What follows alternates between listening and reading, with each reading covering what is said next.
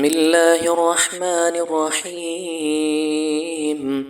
تبارك الذي بيده الملك وهو على كل شيء قدير، الذي خلق الموت والحياة ليبلوكم أيكم أحسن عملا وهو العزيز الغفور، الذي خلق 7 سماوات طباقا ما ترى في خلق الرحمن من تفاوت فارجع البصر هل ترى من فطور ثم ارجع البصر كرتين ينقلب إليك البصر خاسئا وهو حسير، ولقد زينا السماء الدنيا بمصابيح وجعلناها رجوما للشياطين وأعتدنا لهم عذاب السعير. وللذين كفروا بربهم عذاب جهنم وبئس المصير. إذا ألقوا فيها سمعوا لها شهيقا وهي تفور تكاد تميز من الغيظ، كلما ألقي فيها فوج سألهم خزنتها ألم يأتكم نذير، قالوا بلى قد جاءنا نذير فكذبنا وقلنا ما نزل الله من شيء إن أنتم إلا في ضلال كبير.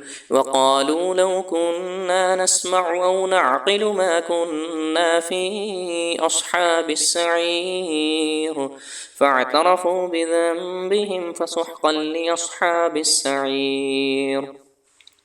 إن الذين يخشون ربهم بالغيب لهم مغفرة وأجر كبير.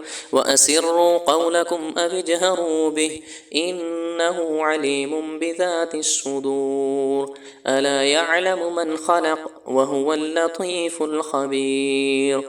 هو الذي جعل لكم الأرض ذلولا فامشوا في مناكبها وكلوا من رزقه وإليه النشور. أأمنتم من في السماء أن يخسف بكم الأرض فإذا هي تمور أم أمنتم من في السماء أن يرسل عليكم حاصبا فستعلمون كيف نذير. ولقد كذب الذين من قبلهم فكيف كان نكير.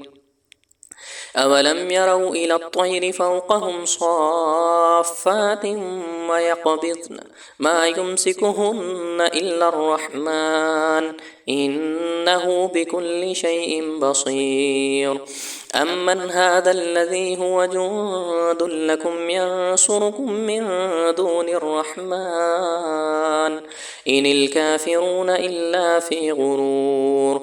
أمن هذا الذي يرزقكم إن أمسك رزقه بل لجوا في عتو ونفور. أفمن يمشي مكبا على وجهه أهدى أمن يمشي سويا على صراط مستقيم. قل هو الذي أنشأكم وجعل لكم السمع والأبصار والأفئدة قليلا ما تشكرون. قل هو الذي ذرأكم في الأرض وإليه تحشرون. ويقولون متى هذا الوعد إن كنتم صادقين.